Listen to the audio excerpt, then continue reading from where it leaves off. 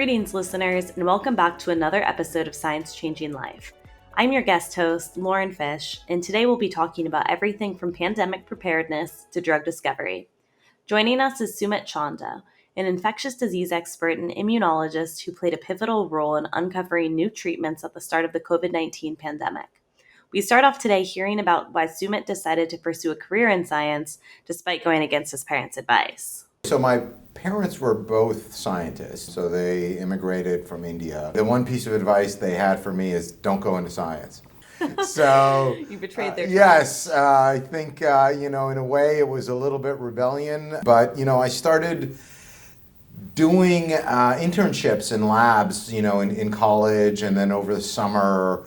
And I started really liking it, right? I actually, I like my science courses, but I really like being in the lab. And then what actually clinched it for me is coming to San Diego. I had an internship at the Salk Institute for a year, so it was in between undergrad and grad, and it was really to see, hey, could I do this for a living? Is this something that I want to do day in and day out? So why did your parents not want you to pursue a career in science then? Probably for the same reason that everyone else is complaining about, right? It's, and especially then, the opportunities for industry wasn't there. Yeah. Right? And academics is hard, it's highly competitive. I think they just wanted me to be a doctor and have a stable salary. And I was kind of dabbling with pre-med, but the opportunity in science to not only kind of make discoveries, but make discoveries that impact human health and broad swaths of human health, right? Not just the patients that you see, but really kind of move the needle on cures and treatments for people that 10,000 or 50,000 or 100,000, right, people can be affected. So is that passion for wanting to help the broader population, is that eventually what led you to study immunology and virology? Yeah, it was also when I was at the Salk, that was what I was doing. We were looking at viruses and gene therapy and HIV. So I kind of got the bug for that at Stanford in my graduate work. We did a lot of technology development, right? And so this was Silicon Valley during the first .com boom. And I really saw the ability of kind of new ideas and new technologies to be transformed into really impacting the world. Things that happened there in the 90s and until now changed the world, right? It was Florence in the time of the Renaissance, and you really saw the ability to have discovery and innovation impact civilization broadly, right? Right. And that's really kind of the synthesis of that learning experience, that kind of transformative experience, and my passion for virology and immunology was started kind of early, led me back down to San Diego, where I started at GNF, which is Novartis, which was at the time run by Pete Schultz. Oh. So, we It go all back. comes full It all circle. comes back. We go way back. I've known Pete for 20 years. Oh, wow. Just,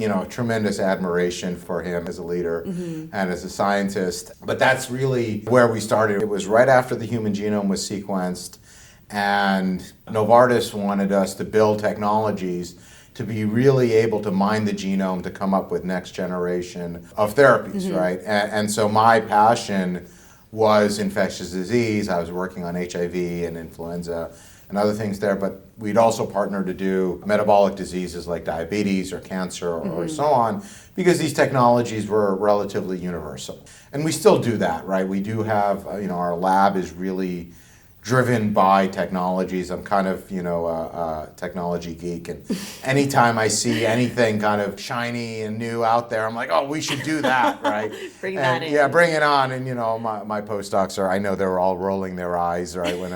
But, this is really, I think that for me, that's what drives innovation, right? Either inventing or adapting new technologies, and applying it to problems that have been previously intractable. Right. And I think that definitely goes back to your overall mission with your work here, is that you want to make a big impact. You want to bring that innovation. And even you talking about Silicon Valley kind of as that Florence during the Renaissance era, it's like you're bringing in all of that innovation in that area. Right. And one of the things in the lab, and probably the chagrin of many people in the lab, I don't want to do things that someone else would be doing in 6 months or a year or even 5 years, right? We want to do things that, if we weren't here, it wouldn't get done in 5 years or 10 years, right? Those are the kind of big shots we like to take. And part of that is there's a lot of failure involved, right? When you're doing high risk activities, by definition, you're going to fail more than you succeed. But when you do succeed, it really changes things, right? We should be asking very hard questions that, if we are able to answer them, have the ability to change the world. Absolutely. And I mean, science is so inherently complicated, and you have to have that curiosity driving you to uncover things, everything from new mechanisms to new treatments, new technologies. You really kind of do need that full picture. Yeah, I always joke, right? We don't enter this profession for the fame or the money, right? It's about the passion, right? It's about really going after and doing something that you love. I hope your parents are proud of you for pursuing this passion at this point, that it's not just an act of rebellion. So what led you eventually to Scripps too then? Obviously you've known Pete for a long time. Yes. And your involvement, with Caliber as well. Yeah, so I had been working with the folks at Caliber, and actually a few folks at Scripps for a while now. So in between Novartis and Scripps, I was at Sanford Burnham right across the street. And, we were doing a lot of drug discovery, we were doing a lot of virology and a lot of immunology. I'd set up some collaborations, but it was really the pandemic that solidified that. The opportunities of what they were doing in drug discovery at Caliber and in virology and immunology at Scripps really aligned much more to what I wanted to do, right? And I think for many of us, the pandemic really kind of solidified that, hey, this is no longer a hypothetical, right? When we're not ready for a pandemic, 1 million Americans die. And this is something that we can't let happen again. And all of us, starting from the scientists to the politicians to the medical infrastructure, all of us need to be better prepared for the next pandemic. And for me, the place to be able to do that is at Scripps, right? Unequivocally, the virology expertise, the immunology expertise, the chemical biology expertise, the structural biology expertise, and the drug discovery expertise at Caliber is, we like to say it's the best in academics. I think they can go toe-to-toe with any drug discovery outfit that I've seen, okay? These folks, these guys and gals are the best in the business at what they do, and I've worked with a number of multinational pharmaceutical companies, and these folks can go toe-to-toe with them on any day of the week. Yeah, I think that's a true testament, especially since you've been on the industry side, you've been on the academia side, so that you can vouch for the quality of the people there. It's incredible, pretty incredible. Right? Yeah. And I people don't realize how lucky we are to have this caliber of folks, and no pun intended. I was going to say, was that intentional? Most of pharma's drug discovery projects come from academics, okay? But only a select few of them do. And some of that's serendipity, some of that is, things that kind of everybody focuses on. But there's a gap between the discovery that academics make and the therapeutic innovation that's required to save lives. And that gap is there because most academics, almost all academics, have never been in pharma. And the types of activities that you need to do to take your discovery and get it to a point where it will excite somebody in drug discovery to say, hey, I want to invest some of my resources in pursuing this, most academics don't do. And they're not particularly sexy type of activities, right? They don't get you into the New York Times or a science paper or whatever it is your kind of scientific ambitions are. But I feel like because we know what those are, that we have an obligation to be able to do that, right? To be able to take our discoveries and move them into a place where I could walk back to Novartis or to Merck or to Gilead and say, hey, look, we have something interesting for you. You really want to take a look. And yes, we've checked all the boxes that you like to see. Right, this is ready. Yeah, this is ready for you. And we're good at preclinical. Those guys are the best in the world at taking drugs and moving them into, a clinical space, right? And so we want to partner with them at some point, but we want to partner with them on things that are innovative, that not everybody else is doing. And I think that's really the sweet spot for academic drug discovery, is to really transition our discoveries into therapeutic innovation. And I think, Scripps has got to be second to none in the world in terms of being able to especially do that. having the drug discovery entity under its own roof and being able to really just Right. translate immediately into that. Absolutely, and again, I can't overemphasize enough, right? What the structural biology group brings, what the chemistry groups bring. I mean, again, Nobel Prize this year in chemistry, right? I mean, it's almost becoming cliche that someone at Scripps wins a Nobel Prize. But this is, this is the kind of, this is the way it's happening, right? This is the kind of innovation that we're surrounded by, and it allows us to stand on the shoulder of giants, right?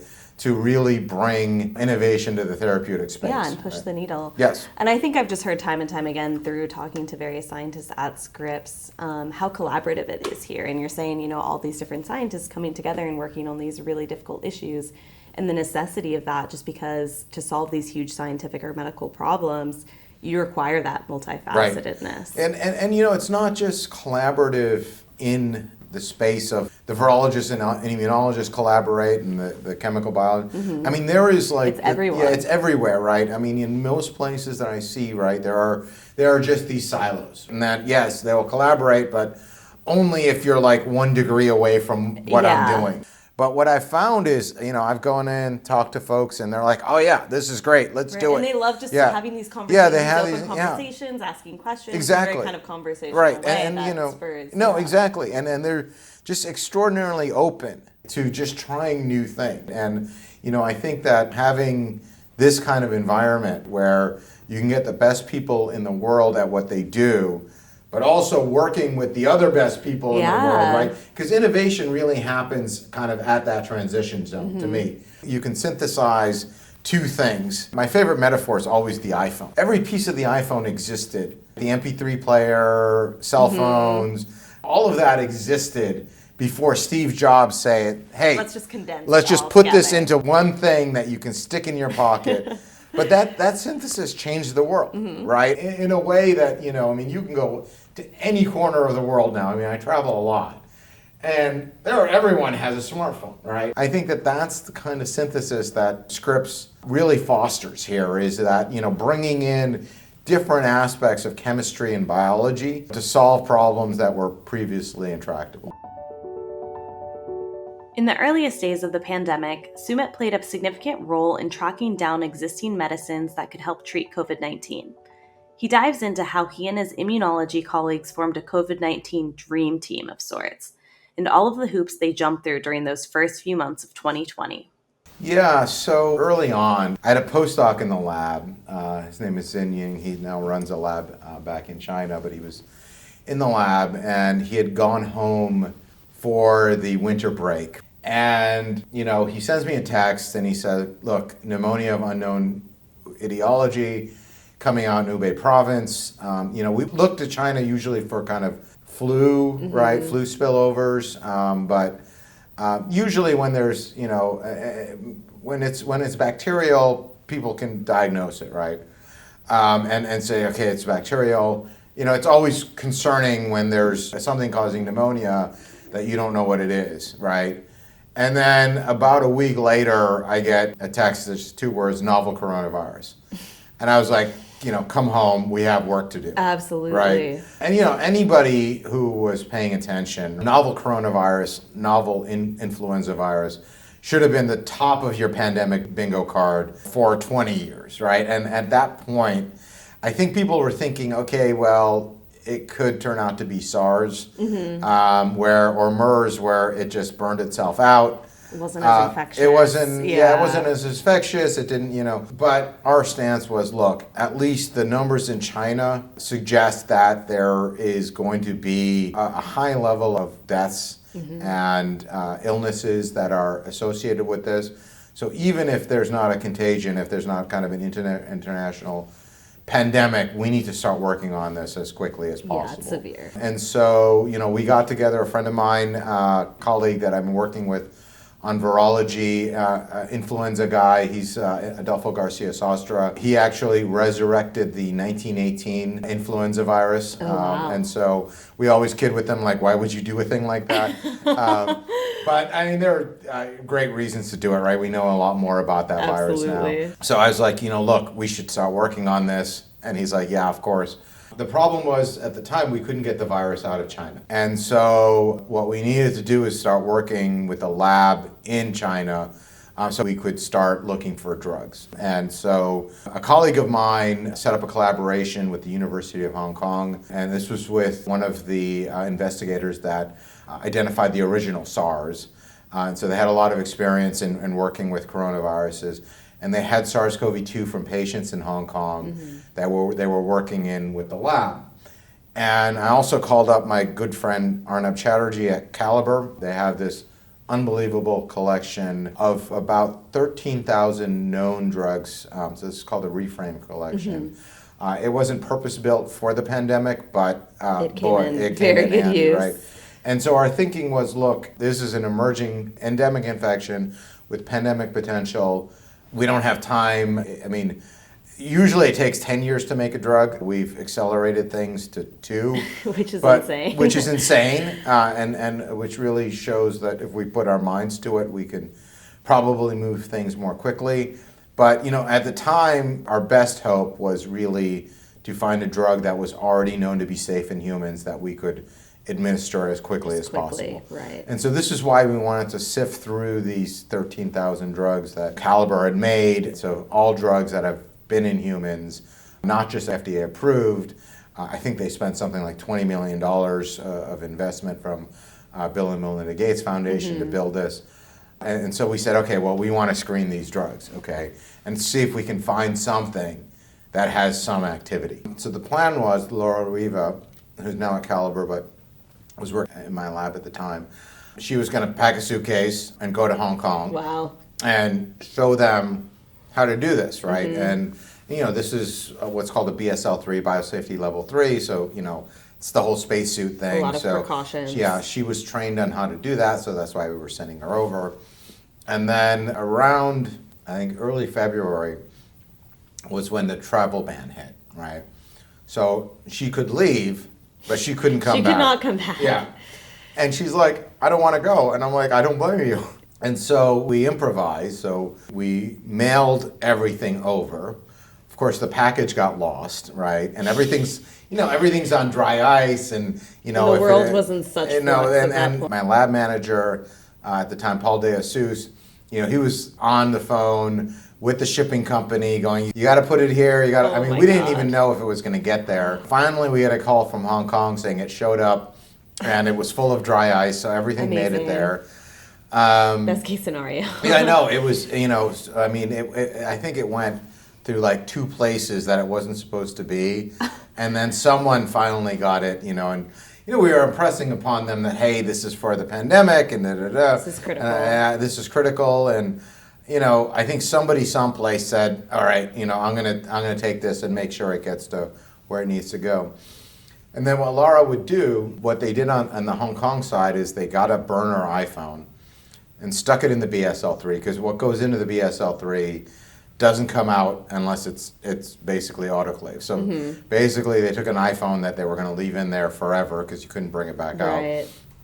And she got on the Chinese equivalent of WhatsApp, which is called WeChat, would get up in the middle of the night and just talk them through how to set up the robot. Wow. And how to do the assay and this was probably like 2 to 3 weeks of her getting up in the middle of the night. Oh my gosh. And then she would come in during the day and do her work. No sleeping. This was, hats off to these folks, right? I was in there for emotional support, but Laura Riva, Laura Martin, Zin, Yuan, the entire world has shut down around them. Right. And they were in there kind of day in, day out, 15-hour days. So we were able to teach them how to screen, and they were able to get the 13,000 compounds assessed. And by that time, it was March, and we had an isolate from Washington that we could access here. Okay. So we got it in the lab here, so then we started working with that. And then we published, remdesivir was one of the drugs that we found, but that had already kind of taken off, but it was good to see. And then we had published at least 20 other drugs that could be potentially used for SARS-CoV-2.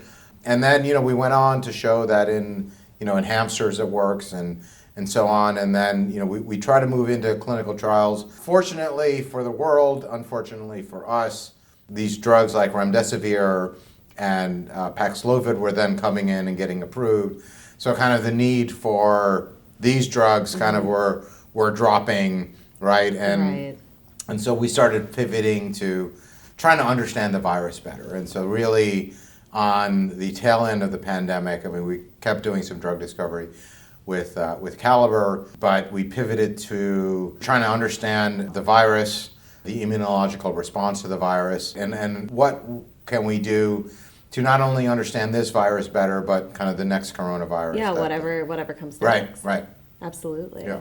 Everyone, has stories around the beginning of the pandemic, but the fact that you, in December 2019, had this experience months before the rest of the world did, and, had kind of already had 2 months to mentally consider what was happening and contemplate. It's crazy. Yeah. How do we need to better prepare ourselves? What do we need to do? I'm sure that's a lengthy, exhaustive list, yes. But at that high level, and look, I think we need to start, after 9/11, we had a Department of Homeland Security that coordinated all of this, right? That was, and it's not just a domestic issue, right? It's an international issue. It's right? it's a global public health issue. It's a global public health issue.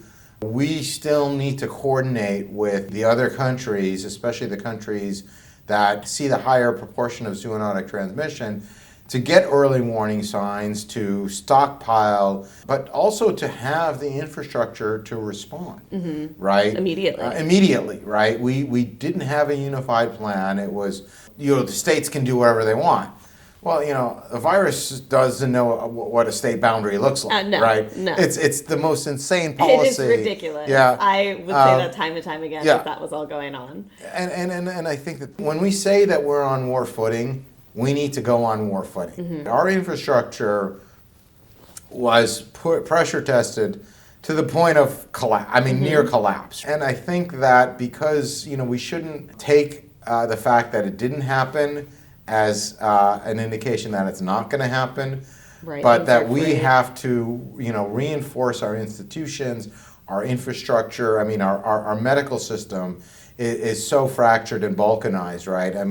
Those points where the hospitals can talk with each other and health agencies can share data and all of this stuff needs to be put into place now. It would be, immensely useful for a pandemic, but it'll pay dividends for a lot of other health. Yeah. But, it requires boldness of action, right? And it requires leadership, and it requires the general populace to say, hey, we demand that this doesn't happen again. Right. What are you going to do about it? And I like what you said, too, about this is a top-down issue and then also a bottom-up issue. It really just needs to be this full concerted effort to handle the situation. And, what did we learn from the past almost 3 years now, and how can we actually translate that into the future? Yeah, absolutely. So I know that you're in the lab and you love being in the lab, but what are some of your hobbies and interests when you do manage to make it outside? Yeah, so I try to take advantage of Southern California as much as possible. Hiking, either right here on Torrey Pines. I know Torrey Pines is so beautiful. After work, I just went on Sunday, just hiking around. Go up to the desert out in Joshua Tree. Love Joshua Tree. Me too. A little bit too crowded now, so I'm hoping people forget about it post-pandemic. A friend of mine owns a cabin up in Idlewild. So, I do. Yeah, I feel like Idlewild is a secret escape. It is. That no one really talks about. And I want to keep it that way. Yeah, but it's a world away, right? And you can, in the winter, you can go up and get snow, fantastic hiking, but really just a chance to disconnect. I play soccer once or twice a week, just like being outside, and in San Diego you can play year-round, which is fantastic. Last thing is scuba diving. Oh, okay. So my son actually really wanted to go learn scuba diving, and I just fell in love with it, right? It's just one of those things where you can't really think about anything else when you're doing it, right? Right. First thing, you're paying attention to your safety and your buddy's safety, and then you're enjoying the beauty And then beyond that, you can totally and absolutely unplug. Yeah, disconnect. Right, just disconnect. You just can't afford to think about anything else. Right. And so that's that's one of my more recent hobby. I've been doing it for about 10 years now. Oh wow. And so The thought of scuba diving is incredibly intriguing to me. However, even though my last name is Fish, that's always been kind of terrifying to me. Just, I don't like to know what I'm necessarily swimming with, even though I love being in the ocean and everything. It's actually, when you get down there, it's more calming than you might think. I mean, I've been in a school of maybe 300-400 fish, and they let me swim with them. Right? It was like everywhere. That's so cool. And I was just one of them. They were behind me, above me, on top of me, below me. And, and once they realized I wasn't a threat, I was just kind of swimming around with them. What an amazing way to disconnect, too. Yeah, just surrounded by all this beauty. Yeah. Okay, last question. Yes. If you could give one piece of advice to an up-and-coming scientist, what would that be and why? Perseverance, right? I think that's the key here, right? And it's a tough gauntlet to run, right? And I ran it, right? I mean, you get out of college, your friends are getting jobs, right? You get out of grad school, your friends are, now own a house, and right? And, I mean, it is a lot of training for really not a lot of financial security, and you get to a point where you're just like, oh, there's a pot of gold over here, I'm just going to get off the treadmill and jump on it, right? But if you're really passionate about it, right, and I think most people, again, get into science, it's not for the fame or money, it's because of the passion. That curiosity, that passion. Curious, right? Stick with it, right? I think that the rewards will exceed the pain, and, there's a lot of uncertainty, there's a lot of pain, but I found that, and more, right, I think graduate students are coming up against this question, right? Is it really worth the sacrifice, right? And, I would say that, look, if you are passionate about it, if this is what you love, it is worth the sacrifice, right? It is really worth persisting, and don't be kind of tempted by short-term gain, because your ability to make an impact longer term, right, is just immeasurable. I view it as very few of us in really the history of civilization are given the opportunity to change the world, right? And, if you're doing a PhD or you're doing a postdoc, you are really are given that opportunity, right? You are given the tools to really make an impact, not just the people around you, but across the globe and across civilization. Not everyone will do it. This is, this is kind of just part of doing things that are risky and so on.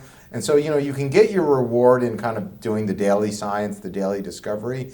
But just remember, you have this gift, this tool, and very few people have that, right? And so if you really have the passion to do it, really make the most of it, right? Don't be discouraged at, you will fail. And, and I always say, if you're not failing enough, you're not doing anything important, right? Right. I think that you have to fail a lot, but that's part of it, but that's part of making that impact. And I think that eventually what I found is that the good people, the smart people, and the people who work hard rise to the top, right? It's a hard road. I'm not going to say it's not, but if you do have the passion and the drive, I really want you to keep being persistent and really dogging your way through it. And look, we all went through that. It's tough, right? Your stuff, especially, here at Scripps, maybe you have a kid, and maybe, all your friends are buying, $1 million houses and things. It's hard, right? It's hard, but it's temporary, right? And I can tell you now that when I talk to my other friends who have jobs that made money, and they look at me and they're like, we're trying to figure out how to retire. Right? And I'm like, I don't want to retire. You don't want to. And I think that's the most incredible thing, that you don't want to, every day that... I went to my financial advisor, like, when do you want to retire? And the number's like set at 65. I'm like, I don't know if they let me work till 75. The guy was looking at me like I had 4 heads. They're like, wait, you want to keep That's working? so amazing, though. I mean, that's irreplaceable, right? Yeah, Like what you were yeah. saying, the fact that you have this curiosity driving your life, Right. not necessarily, a quest for Right. a bigger house or, some other ceaseless things. And look, every day I'm lucky to be given this opportunity, right? I mean, I don't think that I deserve it.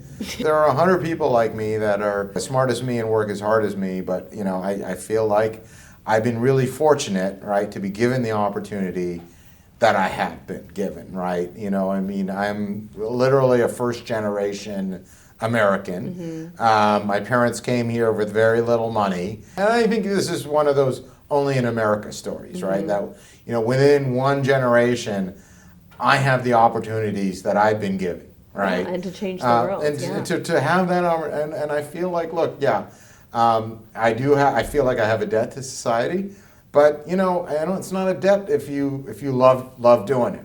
This is why I think I'm just fortunate, right? And I really can't put it in any other way, right? Yeah. It just, Well, and that gratitude speaks volumes as well. And I'm sure your parents are very proud of you now for pursuing a career in yeah, science. I think, I think that, I think it all worked out at the end. If you're not failing enough, you're not doing anything important. A piece of wisdom that I think we could all benefit from. Many thanks to Sumit for joining us today and sharing his experiences as part of the COVID-19 Dream Team and beyond. Be sure to take a look at the show notes for more information on Sumit's research and some of the other cool content we produce here at Scripps Research. A big thank you to tuning in today, and we look forward to having you next time.